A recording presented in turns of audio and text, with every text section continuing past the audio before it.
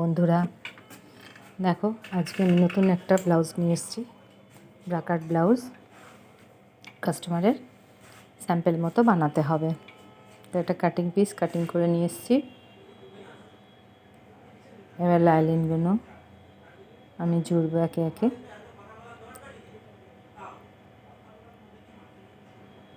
এটা হাতাটা দেখো, হাতার কাটিংটা।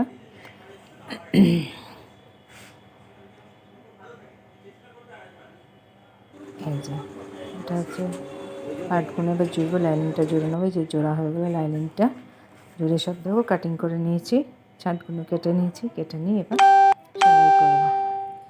সেলাই করবো। এবার টুকরো পার্টগুলো জুড়বো, একের পর এক পার্টগুলো জুড়ে নেবো। এই দেখো বাটিটা এটা জোড়া হয়ে গেছে। এবার সেলাইগুলো করে নিচ্ছি। এবার ডবল সেলাই করে নেবো, ঠিক আছে, যাতে মজবুত হয়। আমি উপর থেকে চাপ সেলাই দিই না, আমি ডবল সেলাই দিই, তাতে ফিনিশিংটা ভালো হয়। দেখো এই লিডটা এবার জুড়ে নেবো, এই লিডটা সেলাই করে নেবো। সেলাই করে নিয়ে আবার ওগুলোকে সব ডবল সেলাই দিয়ে নেবো। ডবল সেলাই দেবো। দেখো আমি একটা দোকানে কাজ করতে করতে ব্লাউজটা করছি, তো আমি একটা ব্লাউজ 1 ঘন্টায় করে ফেলতে পারি, কিন্তু ওই দোকান সামলাতে হয় আমাকে।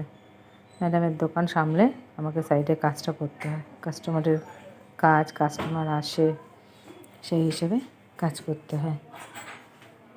কাস্টমার আসছে থেকে থেকে করছি। জানি না আজকে পুরো ব্লাউজটা তোমাদের কমপ্লিট দেখাতে পারবো কি না, তবু চেষ্টা করছি কতটুকু দেখাতে পারি।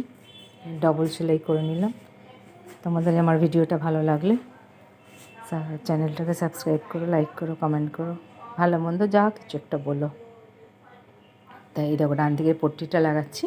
এই পট্টিটা আমি ওখানটা একটা কুচি দিই। কুচি দিলে হবে কি, যখন তুমি বোতামটা হুকগুলো লাগাবে, তখন হুকগুলো না সুন্দরভাবে বসবে, ওখানে কুচকে থাকবে না বা টান টান হবে না।